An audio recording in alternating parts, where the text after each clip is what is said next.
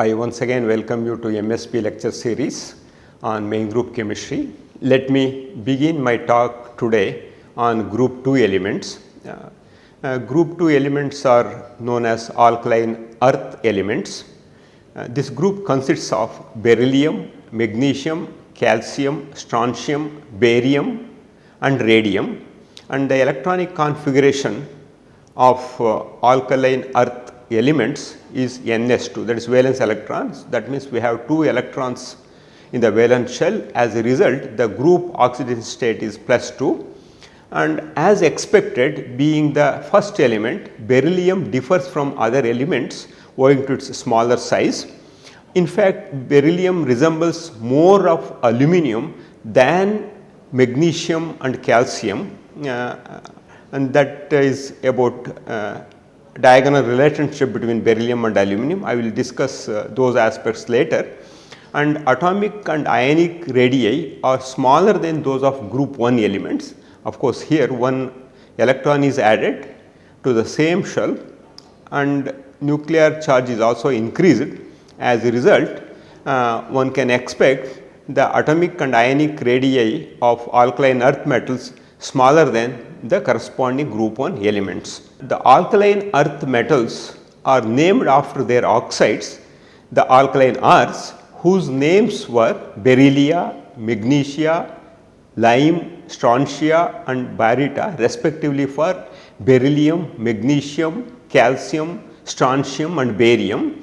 These oxides are basic when combined with water. That means these oxides, when they are reacted with water, they give hydroxides, the basic solution. As a result, they are called as basic oxides. Earth in these elements is referred to earlier essentially for non-metallic substances. Earlier the term earth was added since they were insoluble in water and resistant to heating, and of course, these properties are shared by these oxides and hence they are called alkaline earth metals, and they readily form M2 plus ions since the group oxidation state is +2, and as expected M2 plus ions are smaller than M. Atomic and ionic radii increases down the group as the size increases. This is the periodic trend we are familiar with, and ionization enthalpy decreases down the group. First ionization enthalpies are higher than those of the corresponding group 1 elements. This is again following the same expected periodic trends, and second ionization enthalpies are higher than the first ionization enthalpies for all alkaline earth metals. You can see here the ionization energy of group 2 elements are shown here. For example, you can see first ionization energy is much higher, and the second ionization energy is shown here, and overall the ionization energy of all alkaline earth metals are shown in this plot. And you can see here the first ionization energy or ionization enthalpy of all alkaline earth metals are much higher than those of alkali metals or group 1 elements. I already mentioned why. So, then hydration enthalpy. So, this hydration enthalpy decreases down the group due to the increase in the ionic size. As the ionic size increases down the group, charge to size ratio also decreases. As a result, what happens? Hydration enthalpy, that depends heavily on the charge to size ratio, decreases due to the increase in the ionic size and decrease in the charge to size ratio. As a result, one can expect the trend in this fashion for group.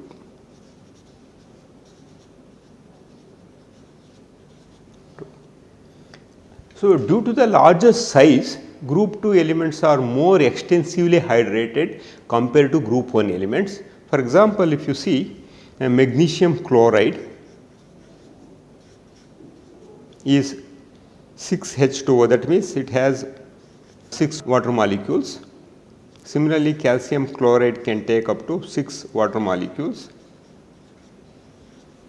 if we compare these things with so a sodium chloride or potassium chloride, they do not form hydrides. Okay. So, that is the difference between group 1 and group 2 elements, and similar to group 1 metals, group 2 metals are also silvery white in color, soft but harder than group 1 elements. The hardness, relatively more hardness compared to group 1 elements, comes because of the availability of 2 electrons for metal-metal bonding. A strong electropositive property is shown by group 2 elements, and this trend increases down the group. All these properties are displayed here, whatever I said so far. So, let us look into the properties of group 2 elements, and the trends whatever I said can be clearly seen here in the metallic radius. Metallic radius, as expected, is increasing from beryllium to radium, and ionic radius also should increase, and it is increasing, with beryllium showing 27 picometer, whereas radium showing 170 picometer, and first ionization energy is decreasing as the valence electrons are moving farther from the nucleus.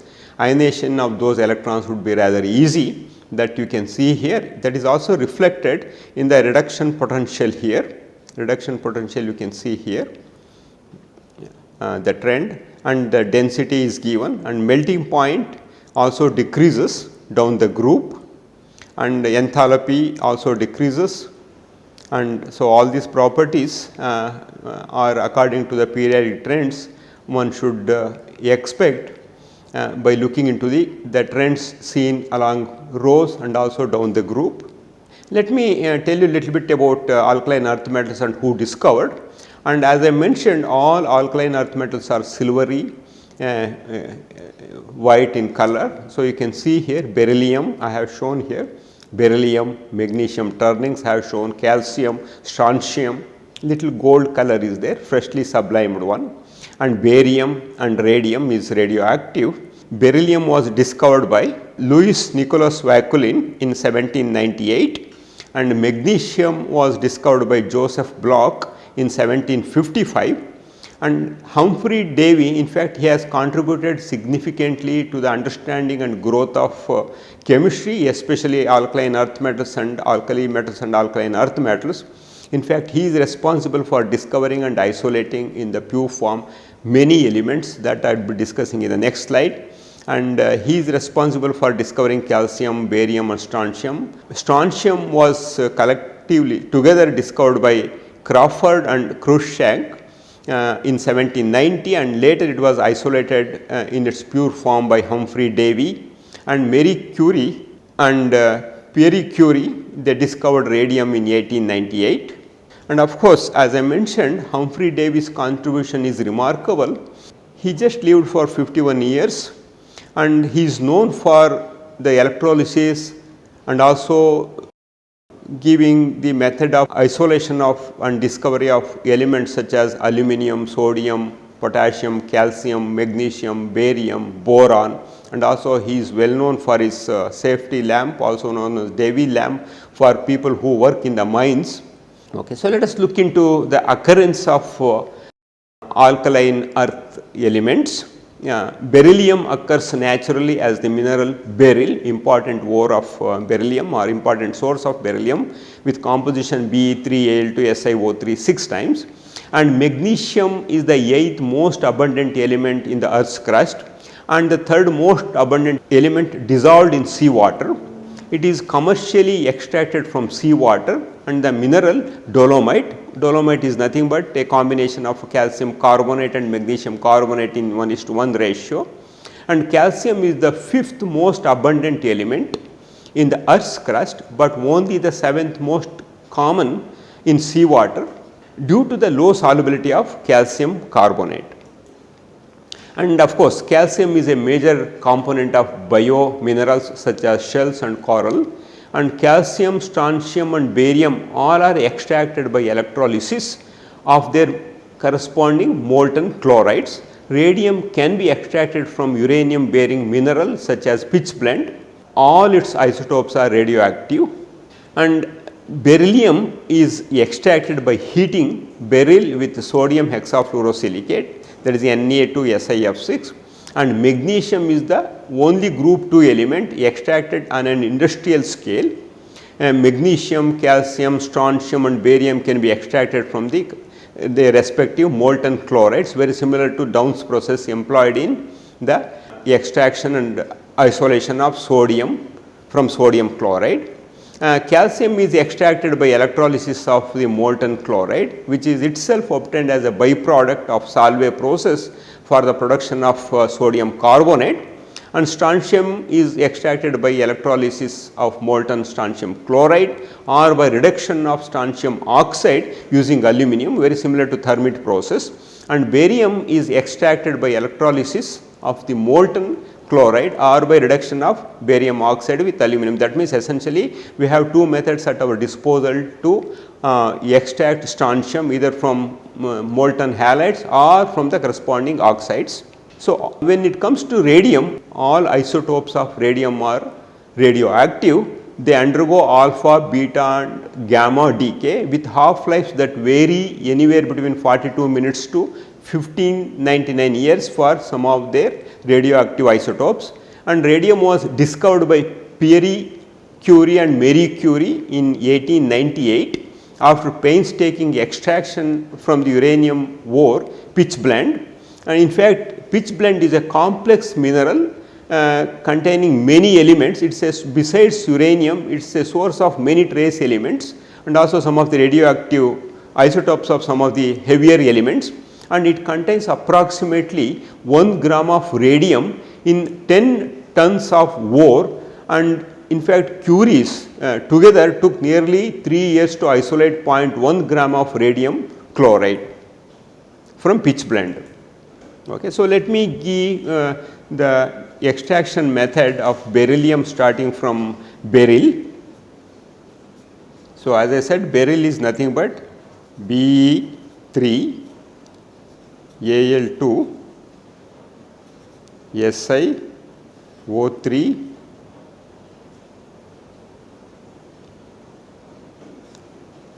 6 times.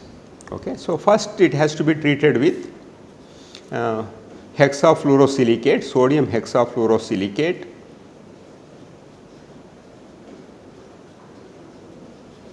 Okay. So, it gives Na2BeF4. So, it acts as a fluorinating agent, and then this is treated with sodium hydroxide,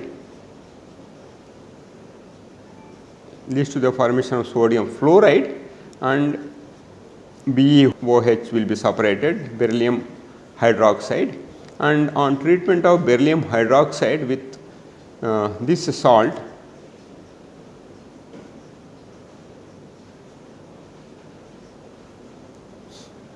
gives beryllium tetrafluoride,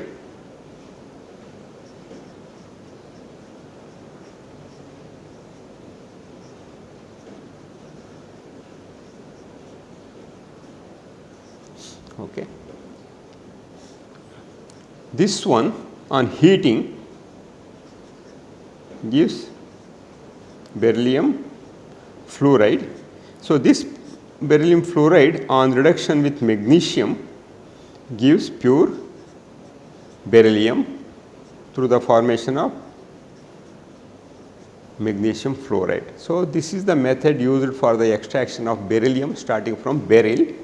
So, let me give the extraction method used in the case of magnesium. As I said, in case of magnesium, okay, one can use molten magnesium chloride. Molten magnesium chloride, and that means preparation of magnesium chloride involves the treatment of magnesium hydroxide with HCl, essentially a neutralization process, giving the salt and water.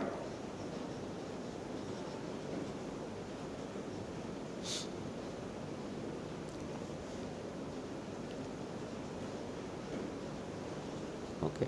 So, in molten electrolysis at cathode,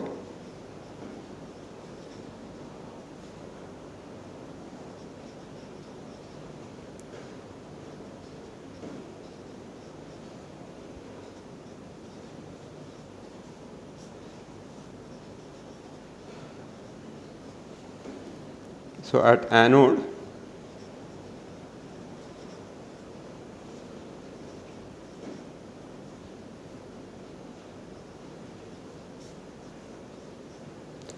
so reduction of chloride takes place. Okay. And this is for magnesium. The similar method in case of strontium and barium as well. In case if you have oxide, one can use aluminum.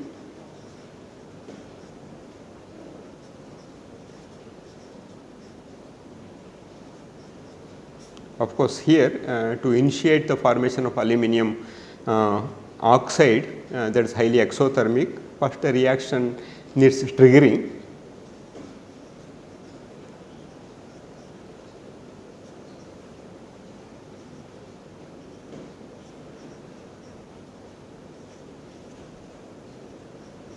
So, this method one can conveniently use in case of barium as well. So, other method of molten will be similar to this reaction. Now, let us look into the flame test. We are familiar with flame test in case of alkali metals. Similarly, in case of alkaline earth metals, calcium imparts brick red color, whereas strontium imparts crimson red, and barium imparts characteristic apple green color to the flame. And with this, let me begin the discussion about the chemical reactivity of group 2 elements. Of course, when we are looking into the reactivity, we follow this sequence. Let us look into first reaction with hydrogen to form hydrides, and then with oxygen to form oxides, and maybe with other chalcogens to form the corresponding chalcogenides, and the interaction with water, and then halogens and nitrogen and other reagents, and then its reducing nature and also behavior of alkaline earth metals in liquid ammonia.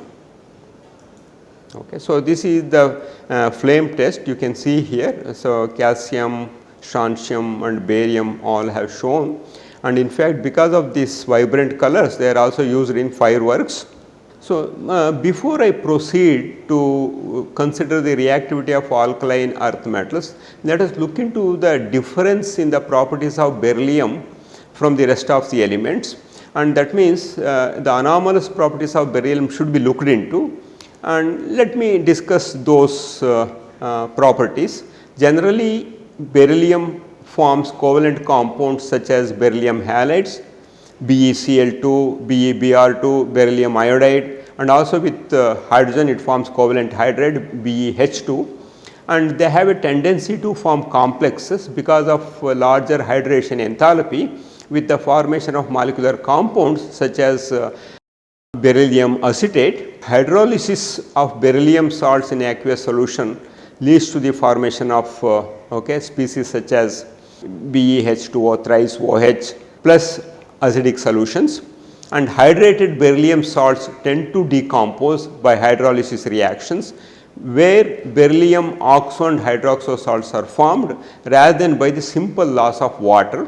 So, that is the speciality of beryllium, and the oxide and other chalcogenides of beryllium adopt structures with a more directional coordination structures. That means essentially they form some coordination compounds very similar to transmetal coordination compounds having preferably 4 coordination. Okay. So, beryllium forms many stable organometallic compounds as well, including dimethyl beryllium, diethyl beryllium and dibutyl tertiabutyl beryllium, and also it forms beryllocene similar to ferrocene, that means bis cyclopentadienyl beryllium compound. And of course, since I am devoting a few lectures for the organometallic chemistry of main group elements, that time I will be elaborating more about the synthesis and stability and structural aspects. And both beryllium and aluminum form covalent hydrides and halides. The analogous compounds of other group 2 elements are essentially ionic in nature. The oxides of beryllium and aluminum are amphoteric, whereas the oxides of rest of the group elements are again basic. This is also the trend very similar to what we saw in case of lithium. In the presence of excess of hydroxide ions, beryllium and aluminum form tetrahydroxy species like BeOH 4 times, 2 minus. Of course, aluminum forms similar soluble hydroxide. No equivalent chemistry is observed whereas magnesium does not show any of these properties. And both elements form structures based on linked tetrahedra. So, beryllium forms structures built from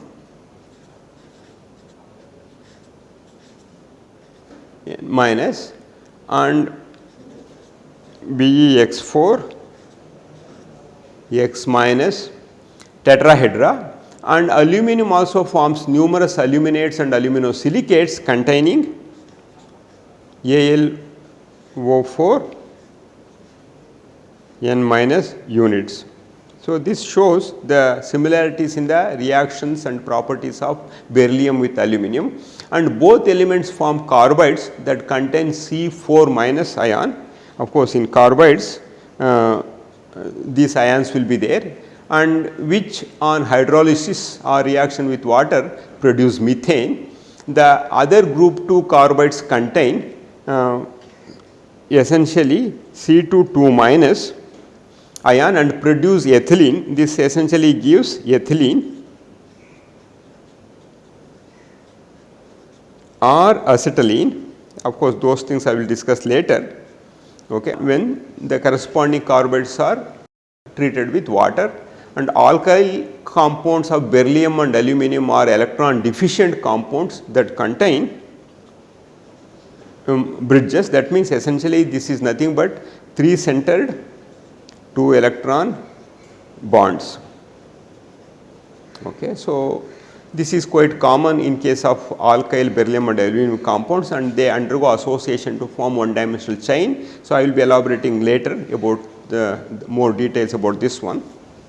So, let us now continue with the chemical reactivity of group 2 elements.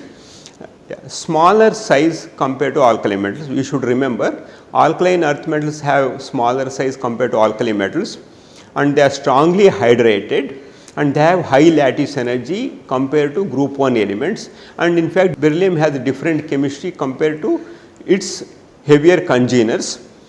Free beryllium 2 plus ion does not exist. All its compounds are covalent or contain solvented ions such as, yes, that means it is very difficult to isolate free beryllium 2 plus ion. Many of the salts are less soluble in water. Okay. K2SO4 is soluble. Okay. Many of the group 2 salts are less soluble in water. For example, K2SO4 or Na2SO4, if you take, they are soluble in water, whereas CaSO4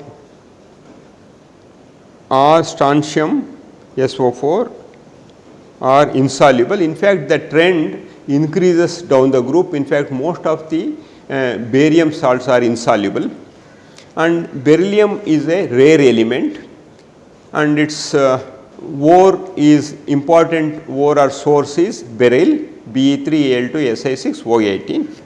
Of course, let me stop here.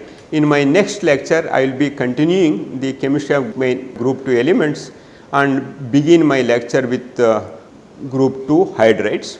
So, have a pleasant inorganic chemistry reading. Until then, thank you.